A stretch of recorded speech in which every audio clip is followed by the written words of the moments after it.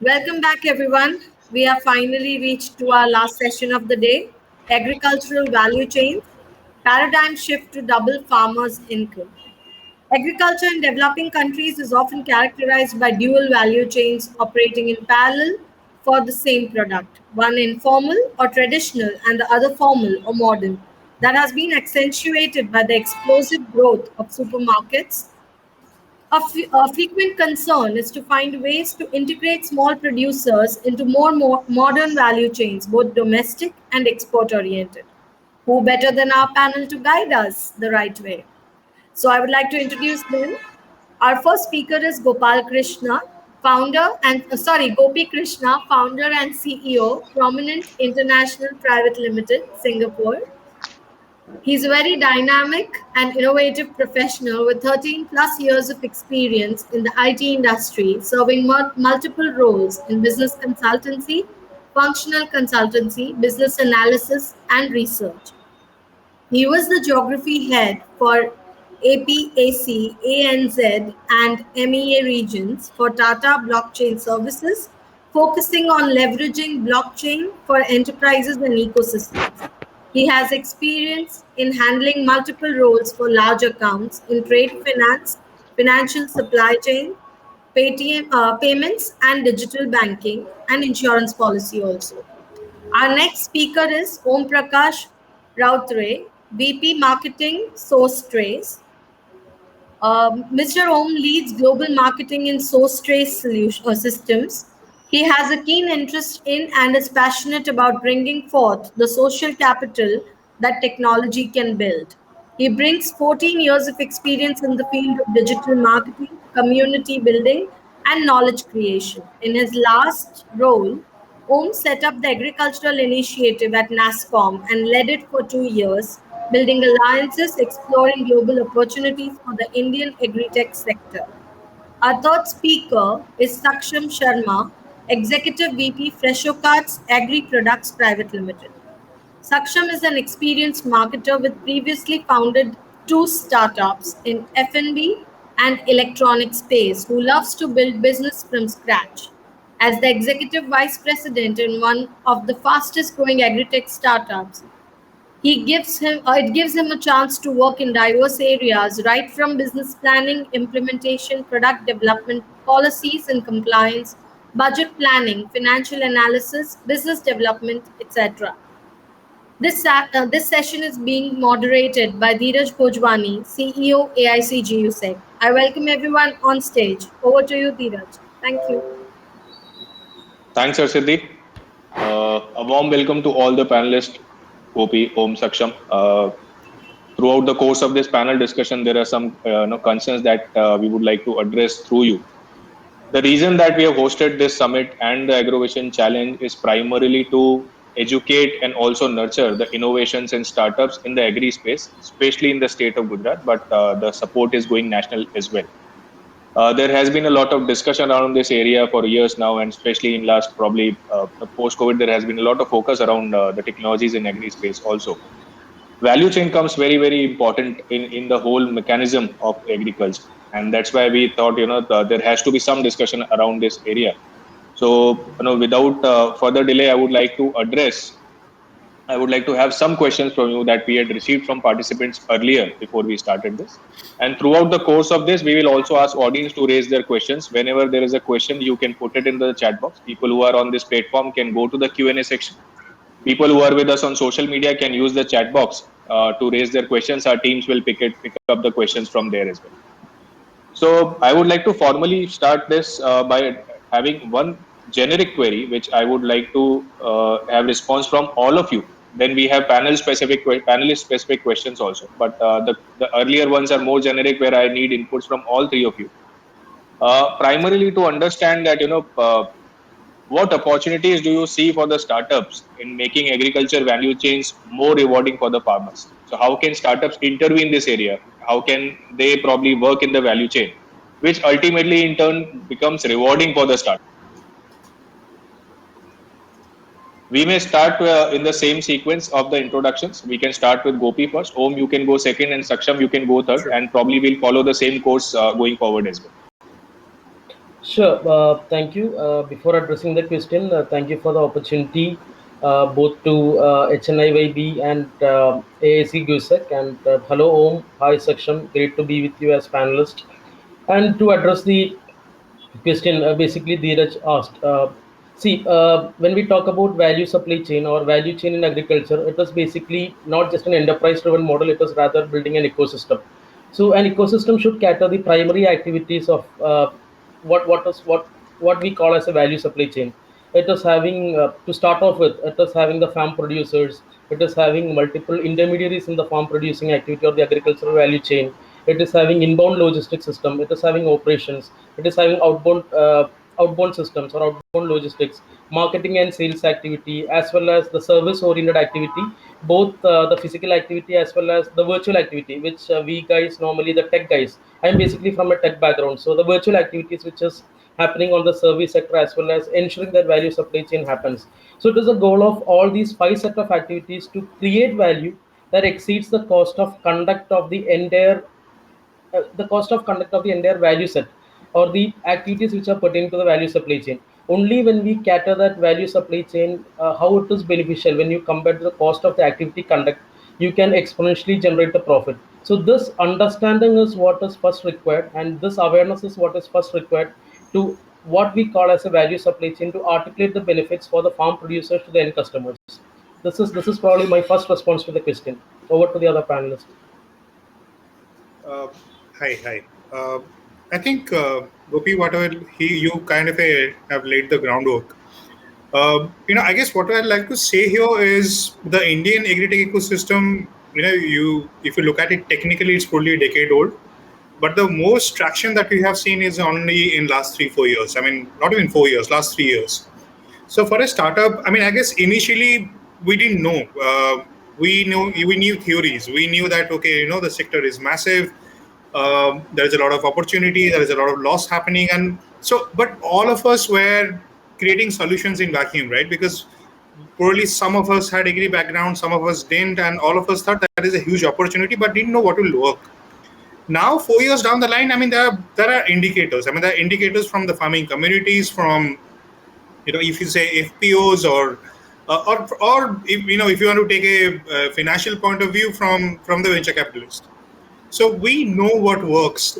We also need to know what works in a current, let's say, for example, regulatory framework. I mean, I guess drones were something we were very gung-ho about 4 years back. We thought drones will, especially in India, drones will work brilliantly. Um, in terms of aggregating small farmers, in terms of aggregating services. But that's something which, as a solution, works brilliantly, but because of the regulatory framework, it doesn't. So, as a startup, I guess we need to look at not just where the opportunities are uh, theoretically, but also practically what has worked. I mean, what do we bring to the table that others before us tried but failed at? But what did they fail due to? I mean, and again, in agri, the first crop of entrepreneurs were probably not from agri background. Daredevils, change makers, whatever you call it. But so right now, I guess all of us are also looking at people who know how it works on the ground. So if you are forming a startup or joining a startup, then what is it that we are bringing to the table? Where does our strength lie? I mean, what is the system that we know very well, and which is where probably VC funds you can see. It kind of the people who are attracting money is people who have been in the system for a decade or more. So we, as they say, if you digitize a broken process, you will have a broken solution. So if you know a process, you can digitize that. So agri-tech is not an innovation in vacuum. So what is the process that you know? What is the process that you can fix? And that should be your solution. I'll probably just stress there. Thank you. Thanks, Om. So, Over to you, Saksham. yeah. Hi, Dheeraj. Thank you for the opportunity. Although like Gopi and Om have like covered almost all the wide variety of the agriculture value chain, but see, typically coming from a agri background, as in like my farm, even I used to manage around like 15 acre of my family farm, which I'm doing like from last 10 years. So if you talk about like agri value chain, lot have been talked about it. Lot have been talked about like doubling the farmers' income. If you talk about, if I understand like the value chain, so it start right from like even with the soil until the product is marketed and is consumed. So it's all the it's the complete value chain basically. So a lot of startup have been like working in this space like from last 4 5 years. Some are more focusing on the soil part, some are more focusing on the advising part, some are giving adding value to the input, some are adding value to the output, some are even in the marketing space people have become. So things have been done for if I talk about like Fresho cards, so right from 2016, so we were more focused onto like building a full stack model where we can provide like a complete solution from like right from soil until then and providing them the inputs and then supporting farmers in marketing their output as well. But everything cannot be done like single-handedly. So we are like, for example, for soil testing, we have a particular partner. It's a startup as well, based out of Hyderabad. For input, we have like around 25 plus companies who are working together. We provide them as a platform. We have places to manage. We have like multiple stores, 50 plus stores in Rajasthan. So we give them that reach. Uh, then if you talk about like output, so we have multiple partners in that space as well. So it's like a combined building up effort. People are coming in.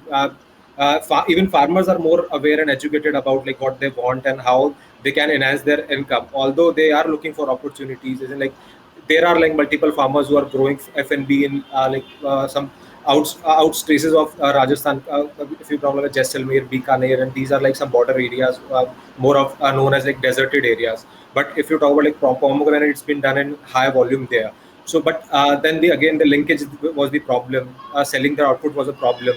Marketing that particular commodity is a problem. Although they are more, if you talk about the consumption of chemicals, so they are almost like growing it organically. So marketing and other thing was a problem like 4 or 5 years back, but people are like working on very fast note on it, and I think in like coming in a decade or more, so it'll be like the farmer will be himself an agri startup.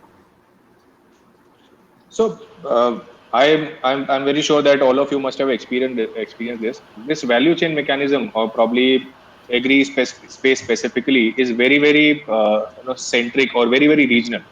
What works in one village may not work in another village. What works in another one district may not work in another district, and same applies to the state, and same applies to the higher geographies also. What is your suggestion to the startups who are coming into this, that these are the challenges that you are definitely going to face once you start working on this idea? Let's say if you are any part of the value chain, these are some common set of challenges that you are going to face, and they should be ready for it. We may go with the reverse cycle this time. We may start with Saksham, go to Om, and then to Gopi for that matter. Sure. So if you talk about like challenges, see farming, agri sector. If you if I talk about like even the output or the input, it's not like Flipkart or Amazon, which you can implement same tactic out here and like maybe in Hyderabad and then in Jaipur and then in Dehradun. It's not possible. If I talk about like today's scenario, see cropping pattern is different, soil pattern is different, irrigation pattern is different, even the climate is different, weather is different. So it cannot be standardized. You have to build customized solution. And if you talk about the market size, even if you're targeting like 10 or 12 good districts, so it's like a 1,000 crore plus market. So for every agri startup, if they are start it small, but try to give some real-time solution to the farmer. It should not be like implementing just for the revenue part or just for the investor part. Like you just coming and just building up the numbers and like rotations is there, and another thing is there, but nothing has been done in the ground.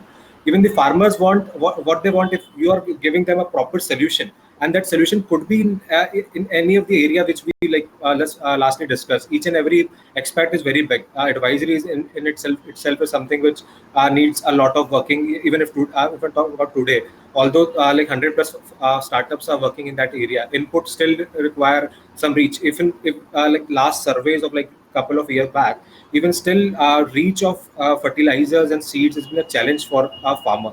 Even although we are talking about this much of tech and other thing and logistic, but still it's a challenge. So things are a lot of things can be done. For a lot of opportunities is also there, but segregating the focus as in like what area you want to target, and then really doing it good on the more on the like not standardizing but customizing it as per the area need and the farmers needs. Om, your thoughts? Thank you. Yeah. I think what's important is also to know where as a startup. I mean, unless you are a social enterprise, I mean, you have to make a profit. You have to survive, right? Until you get funding. So if you do get funding, so so the point is, where do you make that money, right? Because at the end of the day, all of us, I think, especially in agri-tech, I mean, people come in with great intentions. Right? All of us want to change the world. So we decided, for example, we decided that the margins are the highest in cash crops. So if you look at our current footprint, we work with 350 plus crops, but majorly coffee, cocoa, organic cotton, palm oil. We know the volume is there. We know the money is there. We know that these are solutions which kind of are geography agnostic. We work on the same crops in Africa. We work on the same crops in India and East Asia. Um, and we wanted to work in a value chain which is longer. We didn't want to work on, now we are kind of going to focus on that. But the point is that we don't exactly look at a value chain which is within Maharashtra. I mean, we have one client which kind of a sources produce outside of Mumbai, sells it in Mumbai. But that's not the value chain that we work on. We work on value chains which are truly global. I mean, your farmers in one country, they're processed in being another, they're sold in another. Um, so I guess, and somehow and we didn't exactly have a plan. I mean, it's not something that we started with and we said, right now with hindsight I can say this has worked for us, so this sounds like science. It doesn't. I mean, I think we have burnt our fingers in multiple projects where we thought smaller ticket size, but small farmers, I mean, where the farmer pays. I mean, we have kind of dipped our fingers into different models, but they didn't work. So you need to know. But now that there are so many models and so many failed projects out there, you can probably look at what works. And if you think you can make it work, then what are you going to do differently? Uh, so taking that call is, and not being greedy because others failed because they didn't know how to do it, and you will succeed, is probably brave, but very can be a little foolhardy. So what is it that you can do? Where does your money come from? Putting it down in Excel sheet, saying how will you, if you don't get funding, which chances of which are very high, who is going to pay for it? So all those questions. I mean, once you answer all those tough questions, then you probably have a working model at hand. Thank you. Thanks. Yeah, I Okay. would like to just take the points where Saksham and Mr. Om ended. That is, one is starting small, focusing on starting small, or rather a focused approach. And the second is creating an awareness of the larger ecosystem. See, even today, when we talk about paradigm shift, I tend to what to say, convert it to a mindset shift as well. uh, maybe not just from an income perspective, maybe from an acceptance perspective as well. Because see, our government, in Indian government, I would just brief about my journey as well. Because I started as a startup, or bootstrap my startup in India, Bangalore, and recently secured a seed funding and moved by startup to Singapore as well, so that an Asian footprint is involved. And what enabled me to do this is basically my contributions towards an agrotech kind of a scenario. And what I understood is basically even our government has bought in lot of schemes like PM Kisan, Pradhan Mantri Kisan, then PM KMY, then PM PKVY.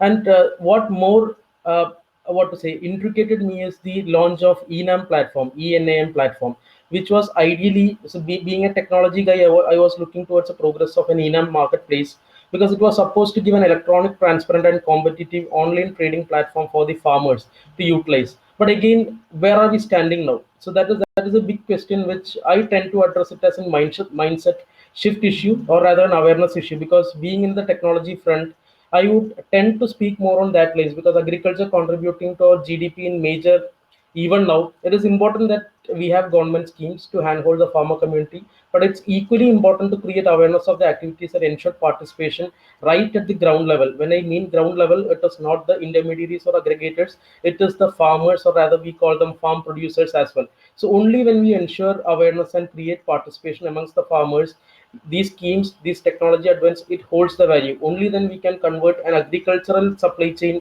towards an agricultural value supply chain. So it holds immense difference. When we talk about value, when we talk about the technology advance, the cost associated with it, how will you develop such a system without impacting the farmers? Because technology actually comes with a cost. You take blockchain, because I'm a blockchain technology company. You take blockchain, you take IoT, you take artificial intelligence. Technology has its own cost. Now how will we implement this technology without affecting the ground level people, that is farmers? That is something which we should address. That is where government should come in. That is where a capitalist, or in the sense a VC fund should come in, angel fund should come in. So this is probably not just a product game. This is probably a valuation game, a valuation not on the company basis but valuation on the industry basis. That is agriculture. If you consider it as an industry, it should come as an agricultural industry valuation basis. So this awareness, the moment it is hitting towards the startup ecosystem, the tangible benefits of it is definitely going to the farmers,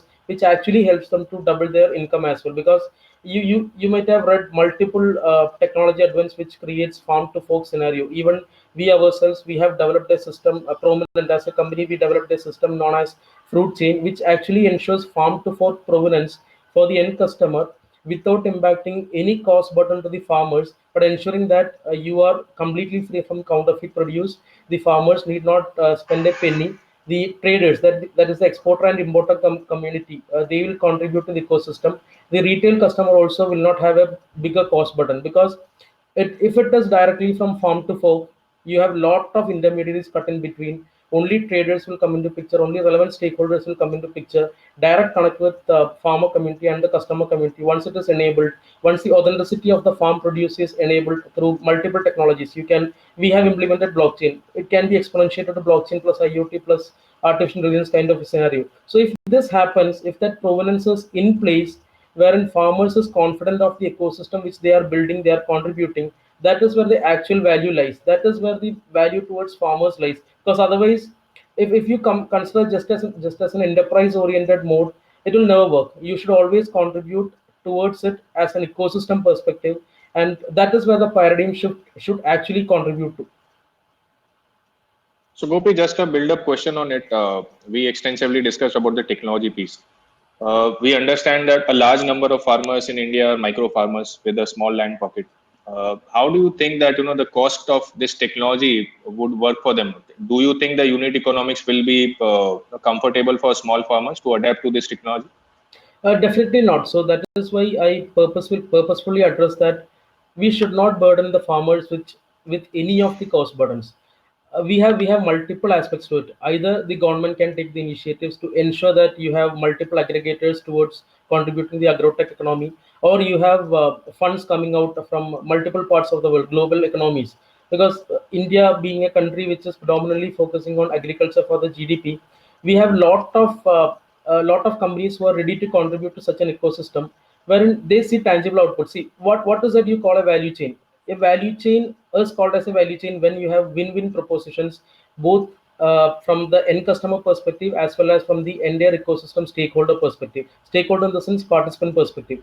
Only when such an ecosystem is built without impacting or without giving a cost burden to the participants, that is where it actually creates a value. And it exponentiate, it exponentiate not basically on the penny which you get in the transactions, but basically on the evolution of an ecosystem. When you improvise your producers, when you improvise your exporters and importers to participate in the ecosystem, when the complete ecosystem is on use for all the export oriented methodologies from India to multiple parts of the world, that is where it is not just double income for the farmer, it is exponential income generation for the farmer. Okay, so another question for both Gopi and Om, specifically on the technology once again. So you discussed about blockchain. How do you see that the blockchain can be implemented to improve the fairness in the transactions which are happening? I have an add-on question to this for three of you, but once we have a response in it, we definitely can work on. I can go, otherwise, Home, you can go Sure, through sure. it. No, Gopi, go first. Yeah, thank you. See, whenever we talk about technology, as many greats said, you are only as strong as your weakest link. Now, which is that weakest link in terms of agrotech? When you treat, don't get me wrong, but the weakest link is probably the farmer community or the farm producer community, because they are yet to adapt to the mind frame of accepting a technology advent onto the agrotech industry or onto the agriculture industry. Only when you create an awareness of the benefits of this ecosystem, that is where we can call that there is a tangible benefit for the entire ecosystem, which potentially gives revenue generation towards the farmers as well. Not maybe doubling, as I said earlier, it is exponentiate their income as well, because it is having direct tangible benefit. Now you asked me about the implementation of blockchain. See, we at Prominent, we have actually implemented an entire pilot, live pilot. It is still ongoing from India to Singapore for Alfonso mango. So, if you cater the months of April, May, and June, it is the mango season in India. So, what we did is we created the platform. We went to the farmers in Ratnagiri and Devgarh, and we actually introduce the entire concept of having a farm to fork provenance based or blockchain based ecosystem for export quality mangoes, that is A grade and B grade of Alfonso mangoes, which have been shipped from India to Singapore and UK. Now, what we did is we created a system which is a blockchain based system which generates a QR code. And in the front end, we created a commercial marketplace, that is an e-com marketplace for this farm producers with the help of our guys, with them to host the producers, to host the produce listed out in the e-commerce marketplace, wherein the customers, both B2B customers and B2C customers, can place the orders. If it's a wholesale order, we have a timeline, 10 to 15 days of delivery. If it's a retail order, we have an importer in place in Singapore who actually delivers the order within 3 days. So this mechanism was arranged. Now, whenever we talk about anything to be created in blockchain or anything to be created in an ecosystem perspective, there are two aspects: whether you need to build a system first, or whether you need to go with the participant stakeholders agreement and then create the system. We went the other way around. We actually built the system and then went and talked to multiple farmers, multiple exporters, multiple importers. For the live pilot, we had 3 farms in hand. We have 2 exporters from in India and 2 importers in Singapore. Once this was in place, it was very plain. It was what to say, uh, just a streamlined process. That is, the farmers are, with the help of us, they are hosting the farm produce in the system. The exporter can see the what to say, the inventory in the system. They can actually take the orders from importer. The importer, when he places the order, it will come to the system. Even if it is direct from B to C, it is directly visible for the farmers to see what has been placed and what is the quality they are recommending, what is the price which the customer is paying. So it is having direct correlation. Even we have integrated a payment gateway which is having capability to give the amount completely to the farmer directly from the customer without any intermediation. So this kind of system, when we backed up with blockchain, so here blockchain comes into picture, wherein you ask the right question: how the provenance or authenticity is managed. So here what blockchain did is, all the details or all the platform stakeholding details of the journey of the mangoes from India to Singapore, it was captured, including the farm location, including the date which the mangoes arrived in multiple ports and destinations. It was covered, it was recorded in blockchain. We generated the QR code, and this QR code is pasted on top of the mango boxes. For every customer, if they scan the QR code, they can see the details which is relevant for the public. If the importer scans the QR code with a dedicated app which we gave to the importer, they can see the rest of the details. That is, when the exporter played, who was the logistics provider, when was the date it was shipped, etc. So we created 2 different apps, 3 different apps honestly. One is the e-commerce app for the ordering system. The next is basically for the importer to actually handle out the entire system, to see what is ongoing in the exporter side or the logistics part, and for the customer to actually scan the QR. Even they can use their phone, they can scan the QR and they can get the entire aspect of our provenance journey. So overall, if you ask me what are the different functionalities, it is order placement, it is tracking or provenance, it is payment integration, order fulfillment, or category and product management. So all the major aspects of a supply chain was scattered in our system, and that is where it was a successful pilot. And it is even now ongoing. We are planning to exponentiate it, not just in mangoes, but probably into apples and pears. So apples we are trying out Hungary, and the pears we are trying out from Brazil. So this is the overall journey. And the blockchain actually holds good, because whenever what we did is, from a marketing perspective, for every QR we placed on the box of mangoes which we designed, we placed the QR code indicating that it is blockchain QR for authenticity. So this was just a marketing technique. Now seeing this, the customers are actually Gopi, inquisitive. sorry, limited time, so I may have to move to the other panelists also for their response on it, because Sure, we sure. also have to take audience Q&A as well. Yeah. Om, your thoughts on the same? Because honestly speaking, I guess blockchain was something we started talking about 5 years back. I mean, when I started on Agritech, I would like to see projects which, because you said specifically how does it impact farmers. Um, we all have seen pilot projects. We have implemented one. We have read case studies of others. We all know how it impacts the company. We all know how it impacts, import, export, etc. How it impacts farmers is something I'm yet to see, because I guess Agri Stack was something we floated 5 years back with Indian state governments, specifically Karnataka, because we thought Agri Stack is something that will where blockchain is necessary. It's not a marketing gimmick. It's not a add-on, but it's the basic structure that you need to build a Agri Stack. But I think unless, and that's where you will see impact on the small farmer directly, because here I mean, we have done traceability projects where the company has benefited, but I don't know whether that benefit has been passed down to the farmer or not. Theoretically, it can. I mean, we are now, for example, talking to one company in Cambodia, which says you like the coffee, you can pay the farmer. It's like tipping a Uber driver. With a QR code that Gopi said, we can actually enable that. We can say, the data is verified, it's in blockchain. You want to tip, you like the product, you tip the farmer, but that hasn't happened yet. Still still a theory. But where we will see biggest and direct implementation is in public projects. Measurable, large scale impact. That we haven't exactly seen yet. Thanks. So, a lot of these blockchain-related applications and blockchain-related startups, and also a couple of startups that we have been interacting with, they want to connect farmers directly to the markets, removing the middlemen. Yeah. I want opinion from all of you. Are these middlemen really this bad that they need to be out of this chain, or there is a contribution from this middleman which is genuinely needed? We may start from Saksham this time and going to Om and Gopi later. Saksham, your mic is on mute. So sorry. See, problem is not the middleman. It's not like the middleman is like something who's a thief or like that. Some bad image or policing has been done. Even if you talk about agri-tech, so they are also replacing a middleman and being a middleman. So although it might be like replacing 5 people for one or like 7 for one, but profit is still there. No one is doing it for social service. Even the startup will become, they'll be charging some commission for selling or marketing that product. It's just the way it's been done. So in some areas, farmers are getting benefit from the middleman. That is why they are more reluctant and rigid to it also, that they want to follow that same process. But in some areas where the people or the middleman or the cycle or the farmer is not that big or of the farmers and they are not that educated, there the still the problem lies.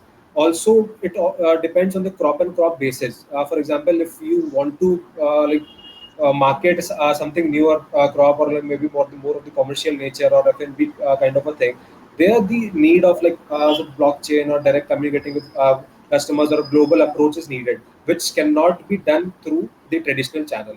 So that is where the need for an agri-tech and a new marketing channel is been there. If you talk about like wheat, or if you talk about like barley, if you talk about gram, so the channel is almost similar. Even if as me as a fresho cart will be taking it from the farmer, almost it will be procured at the same price, maybe like 10 or 20 rupees difference is there, or 3% of tax that could be saved.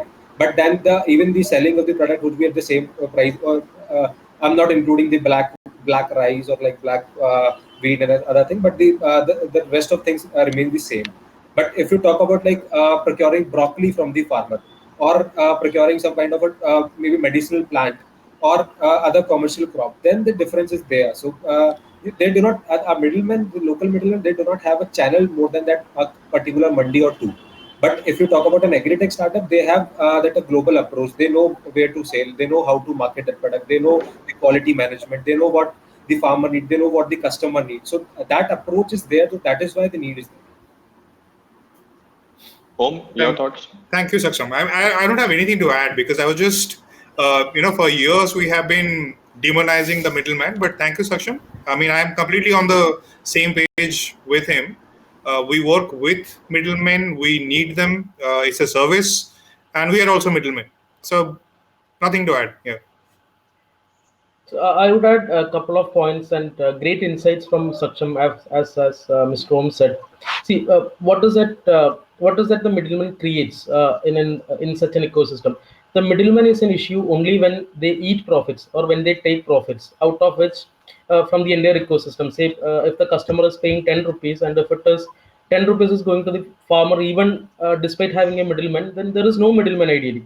So what I would like to add on to this is, definitely we need aggregators or we need middlemen till the awareness is there at the ground level or at the farmer level. Until unless we cannot avoid middlemen. Now, who can be the middleman? If the middleman continues, or if the intermediary continues to eat up the profit, then definitely we should have thought process to disintermediate such guys. But what if it is a government entity or it's an NGO who is acting as an aggregator or a middleman? There is no complaints there.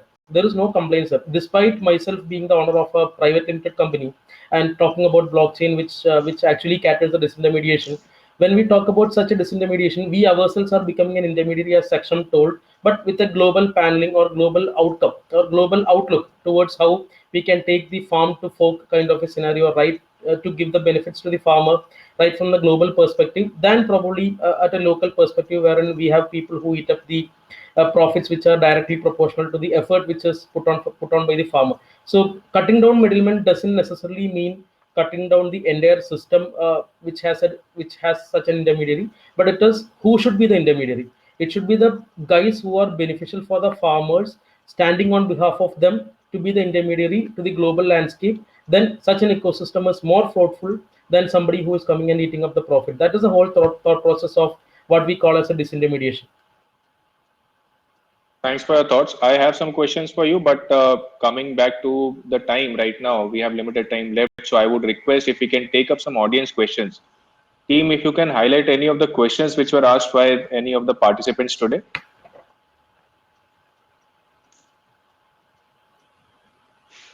Okay, Gopi, this one's for you. Okay, see, very straight question, and one of the major challenge which we had, that is how prominent is making farmers understand that technology is actually important and helpful for them. So what we did is, we before going and speaking to the farmers, what we tried to understand is uh, how to address or what is the exact problem that farmers are facing. The farmers are not facing any issues other than that they are not getting value for money or directly proportional to the effort they are input. So what we try to understand is there any dependency which they have from growing from a local to a global market. So yes, we had an answer there, because farmers didn't have any understanding of what is a global landscape which we are. Say for example, if I am purchasing mangoes for 12 kg and I am selling it for 24 kg, the farmer is not having any transparency. So first and foremost, what we did is, we try to create the awareness of to the farmer that the produce which we are creating in your farm is sold at 24 kg in the market. Are you aware about it? Are you getting the benefit out of it? The clear cut answer is no. So what we did is, we showed our system wherein we ensured that we will be there zero cost with the farmers to ensure that their farm produce with the inventory list throughout the season. We will be helping it out, or we'll be supporting you to ensure that it is listed in the platform. And this platform is predominantly available in the export market, with the traders enabling or traders accessing it.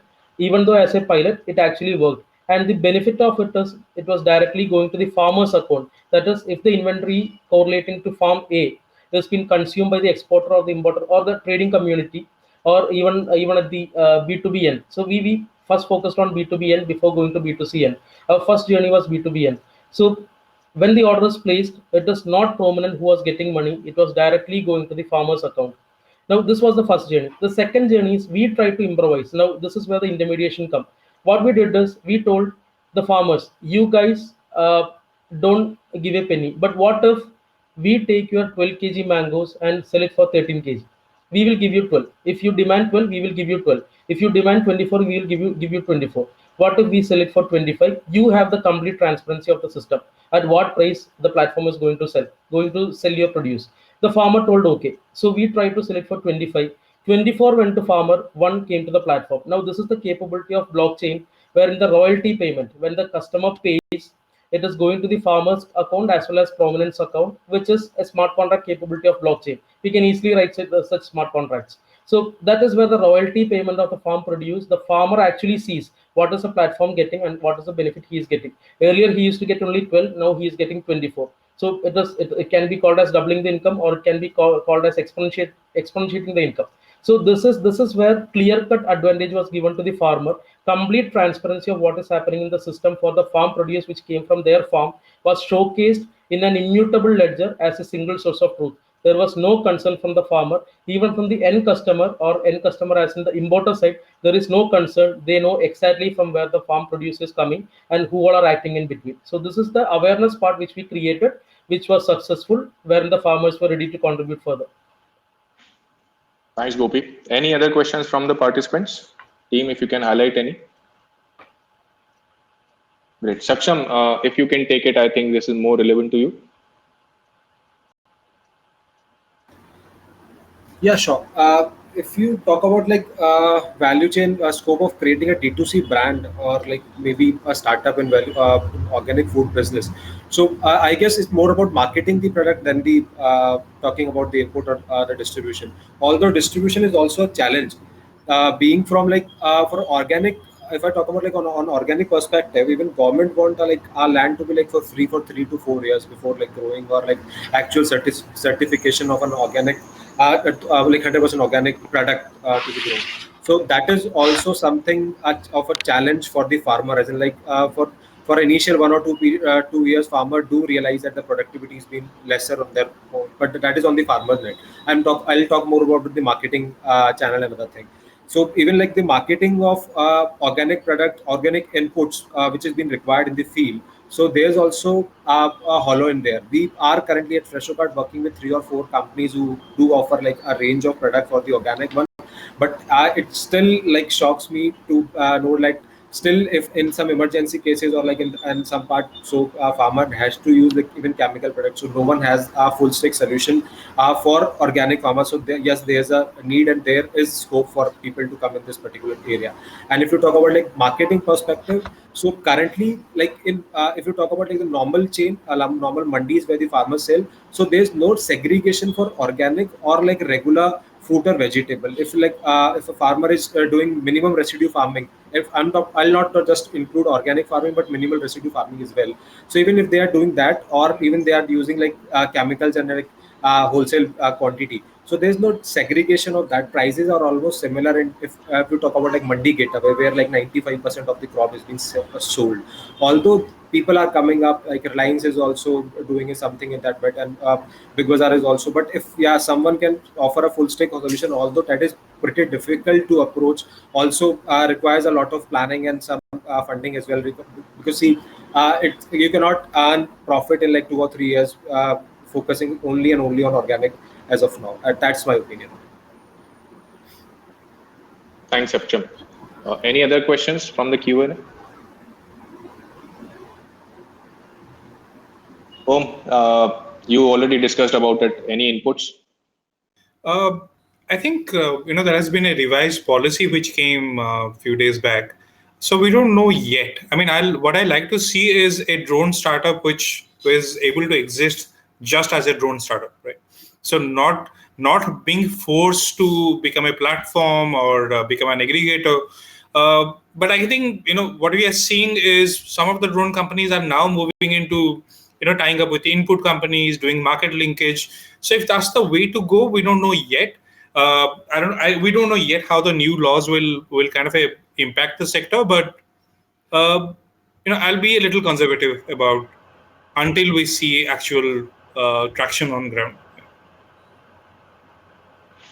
Great, thank you. Can I just add on to that question, please? Sure, Gopi. Feel free. Yeah, so basically the usage of drone, as Om highlighted earlier during the start of the discussion, there are a lot of regulatory issues when you use drone, especially when it caters to the privacy concerns, which we are yet to address. But having said that, when you talk about technology advance, we all might have known about the cases of parametric or calamities, natural calamities. So in terms of natural calamities, and when you connect the availability of drone images or satellite images, and when you talk about image processing techniques, which are widely available nowadays using multiple algorithms, you have deep learning algorithms to capture the image processing from drones and satellite images. It is having a huge impact towards parametric insurance kind of a scenario. I think companies like, if I'm not wrong, Bajaj Alliance or there are certain global companies like Boston Scientific. They are trying to use drone to convert the image processing, a drone to take the images, convert them into image using image processing techniques, utilize it for delivering parametric insurance without impacting or without access, without having a need of any activity from the farmer community, to identify the crops which was sold, to identify whether it was the right crop before going to a bank or an insurance company. So all those things will be managed using drone plus image processing techniques towards a parametric insurance kind of a scenario. So world is thinking towards it, and global economies they are trying to implement it. In India, the regulation should probably accept our technology advanced to that space.